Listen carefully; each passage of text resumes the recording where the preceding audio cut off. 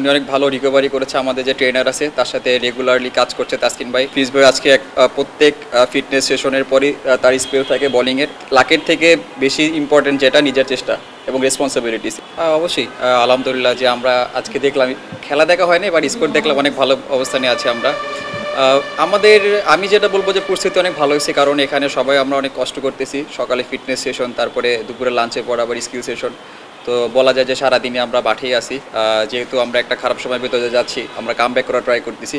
তো ইনশাল্লাহ খুব ভালোভাবে এগোচ্ছি আমরা ওইভাবেই কাজ করতেছি। যেগুলো আমাদের ল্যাকিংস ছিল ওগুলো কোচের সাথে ডিসকাস করে আমাদের একটা প্ল্যান দেওয়া হয়েছে যে পাওয়ার প্লের পরে কীভাবে ব্যাটিং করতে হবে, কীভাবে কতবার পর্যন্ত আমরা কীভাবে খেলবো। তো ওইভাবেই আর কি আমরা প্র্যাকটিসে সেগুলো নিয়ে কাজ করছি। আসলে দেখেন, এইটার উপরে আসলে আমাদের কোনো হাত নাই। মাঠেও এরকম হইতে পারে, কখনো বৃষ্টির কারণে খেলা বন্ধ হয়, আবার খেলা শুরু হয়। তো আমাদেরও এখানে হয়তো এরকম হইতেছে, প্র্যাকটিস করতে করতে স্টপ হইতেছে, আবার আমরা ব্যাটিং করতেছি। তো আসলে এটা কিছু করার নাই, এটা ওয়েদার না, আমি এরকম কিছু মনে করি না। কারণ আমাদের গ্রুপ ভাগ করে দেওয়া আছে, স্লট টাইম দেওয়া আছে, কে কোন সময় ইনডোরে যাবে, কে কোন সময় মেশিনে ব্যাটিং করবে। তো এই দিক থেকে সবাই খুব কমফোর্টেবলে প্র্যাকটিস করতেছি আমরা।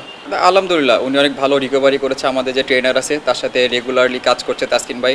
আজকে একটা লম্বা স্পেলে বোলিং করছে, তো দেখে অনেক ভালো লাগতেছে। আশা করি সে এই সিরিজ থেকে কামব্যাক করবে ইনশাল্লাহ। ফিজ ভাই আজকে প্রত্যেক ফিটনেস সেশনের পরই তার স্পেল থাকে বোলিংয়ের। ট্রেনারের সাথে সে প্রত্যেক দিনই বোলিং করে।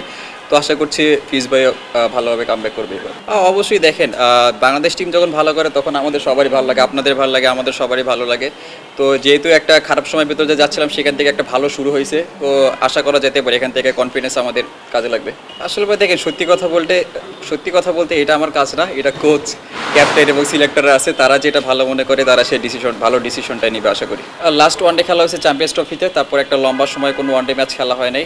তো আমি মাঝখানে কাজ করেছি, মাঝখানে টি-20 অনেক খেলা হয়েছে। শুরু করতে পারছি কারণ পাকিস্তানের এবং ইউএইতে যে উইকেট ছিল, বড় রান স্কোর ছিল, আমাকে রিস্ক নিতে হয়েছে। হয়তো বা লাক ফেভার করে নাই, বাট এটা কিছু আমার হাতে ছিল না।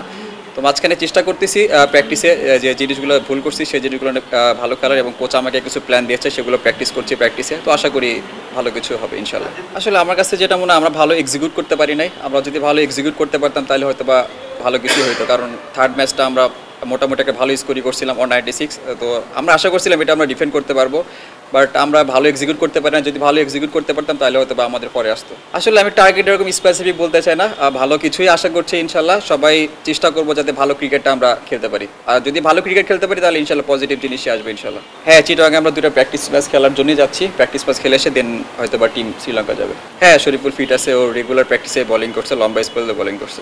আমার কনসার্নের জায়গায় একটাই, যদি ভালো শুরু পাই সেটা কীভাবে বড় করতে পারি, জাস্ট এই একটাই, আর বেশি কিছু চিন্তা করি না আমি। কিছু সময় আমার কাছে মনে হয় যে আমি একটু বেশি রিস্ক নিয়ে ফেলি, আবার কিছু সময় হয়তো বা রিস্ক নিতে হয় আমাকে, কারণ যখন 300 রানের উইকেট থাকে বা 300+ রানের উইকেট থাকে, তখন কিছু পাওয়ার প্লেতে একটু রিস্ক নিতে হয়। তো আমি মনে করি যে চেষ্টা করতে হবে আমাকে কতটা রিস্ক মিনিমাইজ করা যায়, মিনিমাইজ করে কীভাবে ইনিংসটা লম্বা করা যায়। তো এটাই চেষ্টা থাকবে আমার। আসলে লাক জিনিসটা নিয়ে কিছু বলতে চাই না। হয়তো যদি কোনো দিন লাক ফেভার করে ভালো শুরু পাই, আসলে লাকের থেকে বেশি ইম্পর্টেন্ট যেটা নিজের চেষ্টা এবং রেসপন্সিবিলিটিস, এই দুটো যদি থাকে তাহলে ইনশাল্লাহ ভালো কিছু করা সম্ভব।